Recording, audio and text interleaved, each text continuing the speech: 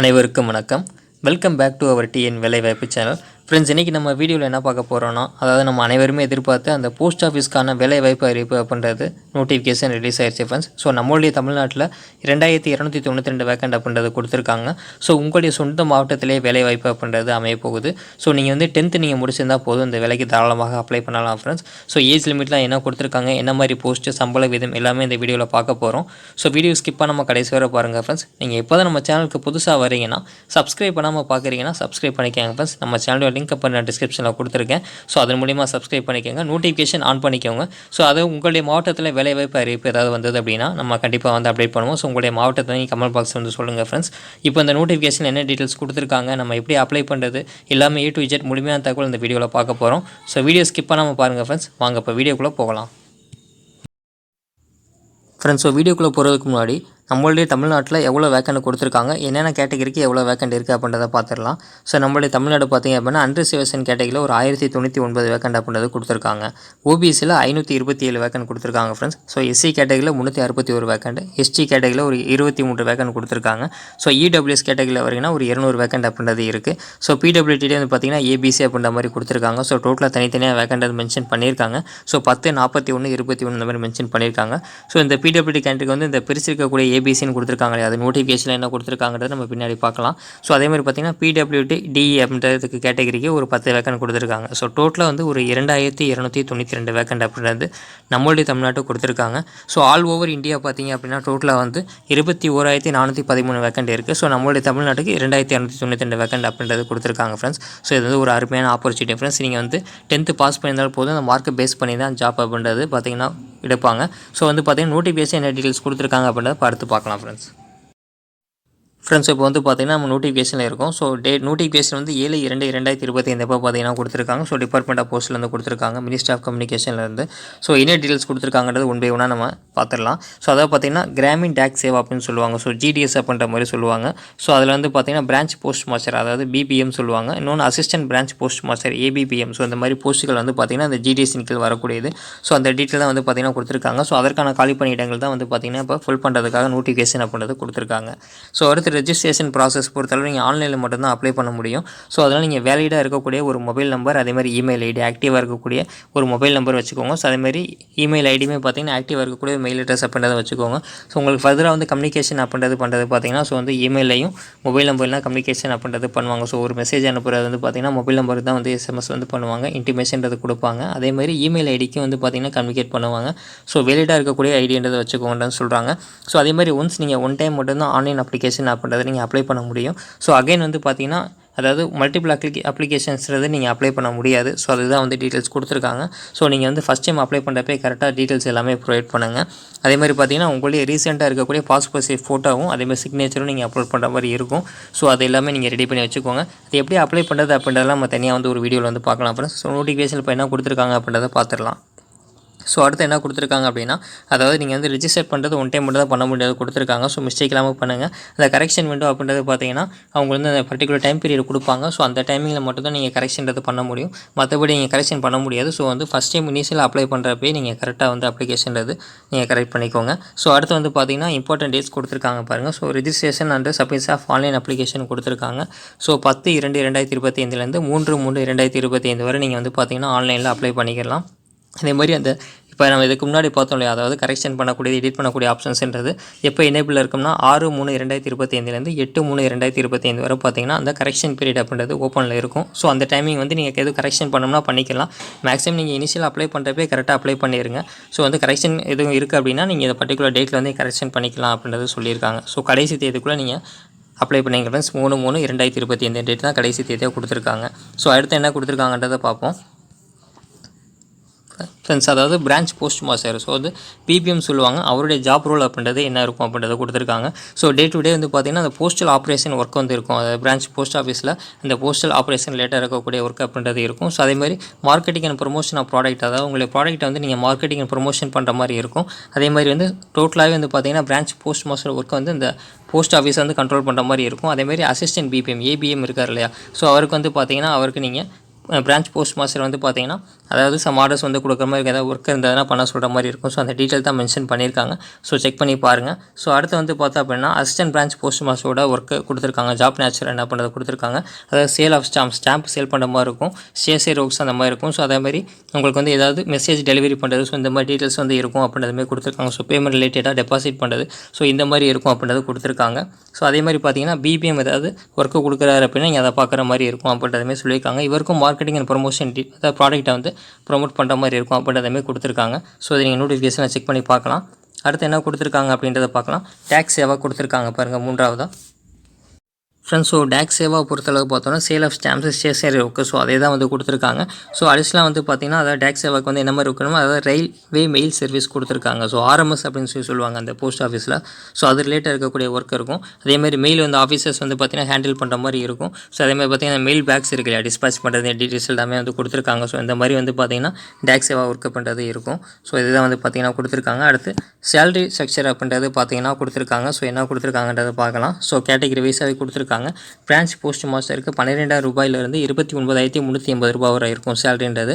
அதேமாதிரி ABPM assistant branch post master டேக்ஸ் சேவாக்கு வந்து பார்த்திங்கன்னா 10,000 முதல் 24,470 ரூபா வரை சம்பளம் இருக்கும் அப்படின்றதுமே மென்ஷன் பண்ணியிருக்காங்க. ஸோ இது வந்து நம்ம பார்க்கலாம். அடுத்து வந்து எலிஜிபிலிட்டி கிரைட்டீரியா கொடுத்துருக்காங்க. ஏஜ் லிமிட்டில் என்ன கொடுத்துருக்காங்கன்றதை பார்க்கலாம். ஃப்ரெண்ட்ஸ், ஸோ ஏஜ் லிமிட் பொறுத்தளவு மினிமம் 18 வயது கம்ப்ளீட்டாக இருக்கணும். மேக்ஸிமம் வந்து பார்த்திங்கன்னா 40 வயது அப்படின்றது மென்ஷன் பண்ணியிருக்காங்க. ஏஜ் ரிலாக்ஸேஷன் அப்படின்றது அஸ் பர் கவர்மெண்ட் நாம்ஸ் பிரகாரம் இருக்குது. ஸோ அது என்ன கொடுத்துருக்காங்கன்றதெல்லாம் அடுத்தடுத்து பார்க்கலாம். ஸோ அதான் கொடுத்துருக்காங்க பாருங்கள். அப்பர் ஏஜ் லிமிட் பொறுத்தளவு கேட்டகரி வைஸாகவே நம்மளுக்கு கொடுத்துருக்காங்க. ஸோ வந்து எஸ்சி எஸ்டி கேட்டகரியில் இருக்கீங்கன்னா 5 வருடங்கள் வந்து பார்த்திங்கன்னா ஏஜ் ரிலாக்ஸேஷன் கொடுக்குறாங்க. ஓபிசி கேட்டகரியில் இருக்கீங்கன்னா 3 வருடங்கள். இடபிள்யூஎஸில் இருக்கீங்கன்னா 100 ரிலாக்ஸேஷன்றது கொடுத்துருக்காங்க. பிடபிள்யூடி கேண்டிடேட் இருக்கீங்கன்னா 10 வருடங்கள் வரை ஏஜ் ரிலாக்ஸேஷன் கொடுக்குறாங்க. பிடபிள்யூடி கேண்டிடேட் ப்ளஸ் ஓபிசியில் இருக்கீங்கன்னா 13 வருடங்கள். அதே மாதிரி பிடபிள்யூடி ப்ளஸ் எஸ்சி எஸ்டி கேண்டிடேட்னா 15 வருடங்கள் அப்படின்ற மாதிரி மென்ஷன் பண்ணியிருக்காங்க. ஸோ இதான் ஏஜ் ரிலாக்ஸேஷன் பொறுத்தளவு கொடுத்துருக்காங்க.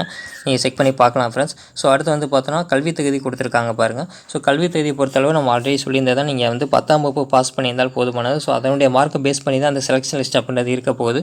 ஸோ அதுதான் வந்து இங்கே மென்ஷன் பண்ணியிருக்காங்க. 10th ஸ்டாண்டர்ட் நீங்கள் கம்ப்ளீட் பண்ணியிருக்கணும் அப்படின்றதுமே மென்ஷன் பண்ணியிருக்காங்க பாருங்கள். ஹைலைட் பண்ணி காமிச்சிருப்பேன்.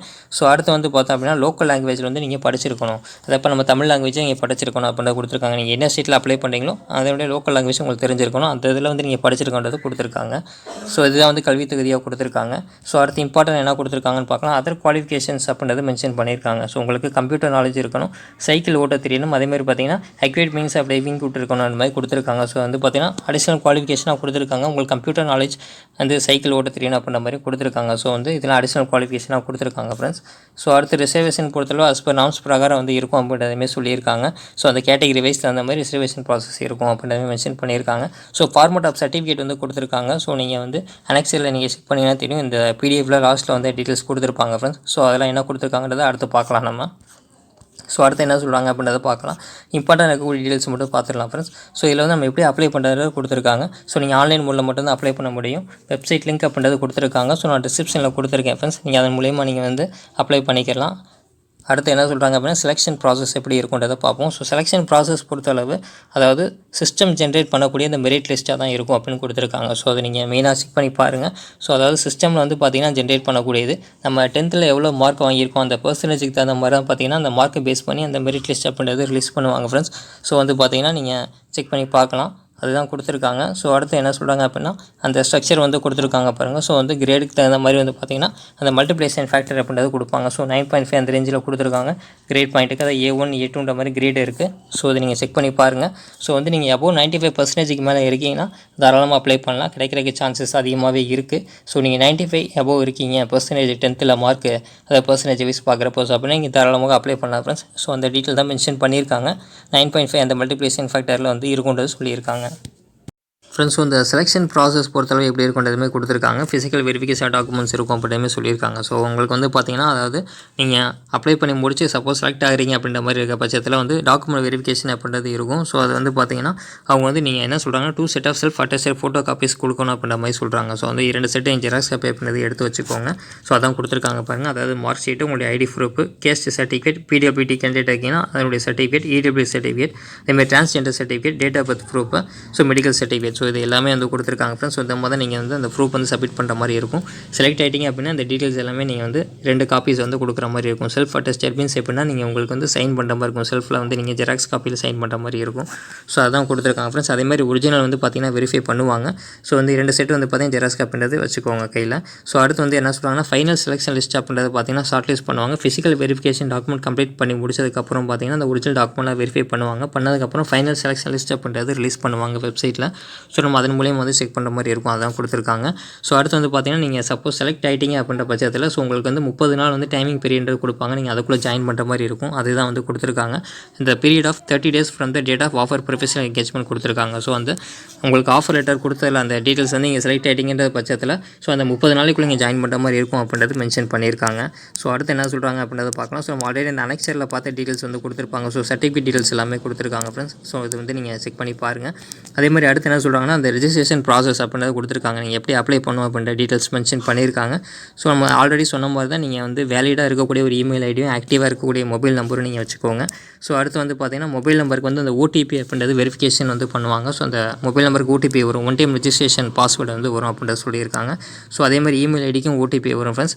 ஆதார் நம்பர் வந்து பார்த்திங்கன்னா நீங்கள் கையில் வச்சுக்கோங்க. அதே மாதிரி ஸ்கேன்டு ஃபோட்டோ காப்பி வந்து ஜேபிஜி ஃபார்மேட்டில் இருக்கணும். 50 KB, அதாவது லெஸ் தென் 50 KBனா 50 KBக்குள்ளே இருக்கணும். அதுமாதிரி scanned signature copy less than 20 KBக்குள்ளே இருக்கணும் அப்படின்றதுமே கொடுத்துருக்காங்க. அடுத்த டீட்டெயில்ஸ் வந்து பேமெண்ட் ஆஃப் ஃபீஸ் டீட்டெயில்ஸ் கொடுத்துருக்காங்க. அதாவது 100 ரூபாய்ன்றது மென்ஷன் பண்ணியிருக்காங்க. ஸோ வந்து பார்த்திங்கன்னா அதை நீங்கள் செக் பண்ணி பார்த்துக்கோங்க. நீங்கள் ஆன்லைனில் பேமெண்ட் பண்ணுற மாதிரி இருக்கும். இந்த பேமெண்ட் ஆஃப் ஃபீஸ் எக்ஸெப்ட் பண்ணியிருக்காங்க ஃப்ரெண்ட்ஸ். அதாவது பேமெண்ட் வந்து யார் பே பண்ண தேவையில்லைனா ஃபீமேல் அப்ளிகன்ட் பே பண்ண தேவையில்லை.